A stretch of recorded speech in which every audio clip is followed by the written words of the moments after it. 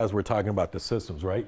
The opportunities and lack of opportunities for certain groups. In East High's AP African American Studies class, What in our community is holding us back? tough topics are tackled. How does this, relate to what's going on in communities of color right now? Paul Markson keeps his students engaged Be loud, take up space. in all his classes. When I was teaching just the regular African American history honors, I had 6 full classes of it.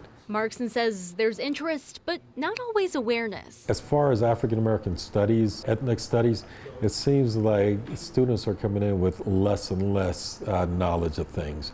So it's a bit more challenging, where we seem to be moving away from more of the content. A new state law is expanding education of Black history into all Colorado classrooms. I think it's amazing. Last year, Colorado lawmakers passed a bill that requires K-12 public schools integrate Black history and cultural studies into their curriculum. I think it's very important, especially in states that don't have as many Black people. It's important to teach them Black history, and maybe they can teach others. East High junior Michaela Aday says this is needed. Yeah, because it can teach you who you are as a person. It can help you find who you are. When it comes to Black history education, East High has long been ahead of the curve. I started here in the fall of 1977. Tammy Roan taught at East High for more than 4 decades, starting in the 70s. I loved it. I taught the Black Experience Today. That was my first course that I taught.